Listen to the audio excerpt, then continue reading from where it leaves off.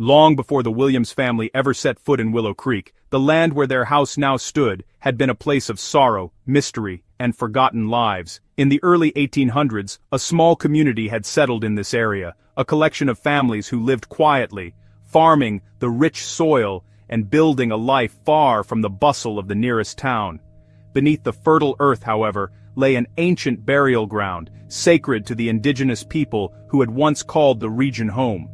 The settlers were unaware of its significance, and over the decades, the land's dark legacy remained hidden from sight, buried beneath the rhythm of ordinary life. Among the first families to inhabit the plot where the Victorian house would one day rise were the Halloways. They were ambitious and determined, proud of their prosperity and their ability to shape the land to their will. When they began construction on the house, clearing trees and leveling portions of the ground, neighbors whispered warnings about the sacredness of the soil and the spirits that dwelled beneath it. The Halloways dismissed such talk as superstition and continued their work, proud and confident. At first, the family thrived. The house became a symbol of their prosperity and their legacy, a structure of strength and elegance, but small signs of unease began to manifest almost immediately. Livestock went missing inexplicably. Strange cold spots appeared in the rooms, and servants claimed they heard whispering voices when no one else was present. Some children in the area reported seeing fleeting figures in the windows of the house at night, shadowy shapes that disappeared whenever anyone approached. The Halloways ignored these occurrences at first, attributing them to natural causes and imagination, but the incidents became more pronounced over time. One fateful autumn, the entire Halloway family vanished. Their meals were left uneaten on the dining table, fires burned low in the hearth, and doors remained locked from the inside.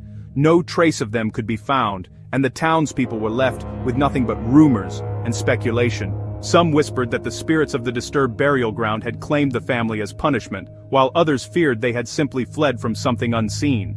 From that day onward, the house remained largely vacant, changing hands occasionally, but every family that attempted to live there abandoned it after a short time, citing a heaviness in the air and strange phenomena that could not be explained. Over the years, the story of the Halloways and the house became a part of local folklore. Older townspeople would caution visitors about venturing too close to the property, recounting tales of whispering walls, shadowed figures, and an overwhelming sense of being watched. By the time the Williams family discovered the house, it had become a relic of the past, overgrown with ivy and crowned by a sprawling willow tree whose branches seemed almost alive, swaying as though in rhythm with some unseen force. Few dared to approach, and those who did often left uneasy, feeling the weight of generations of sorrow pressing down upon them. When the Williams family purchased the house, they brought hope, excitement, and innocence with them. They saw only a charming Victorian home with character, unaware of the centuries of anguish embedded in its foundations. The house seemed to welcome them silently, as if it had been waiting for a family willing to coexist with the restless spirits trapped within. The land, the house, and the lingering memories of the Halloways were poised for a confrontation with the living, ready to reveal secrets long buried, and it was only a matter of time before the Williams family would step into a world where the past refused to remain forgotten. The stage was set for the intersection of history and the present, where innocence would meet the echoes of sorrow and the living would learn the cost of disturbing what had long been at rest. The land held its breath, and the house waited, patient and silent, for the moment when life and spirit would collide.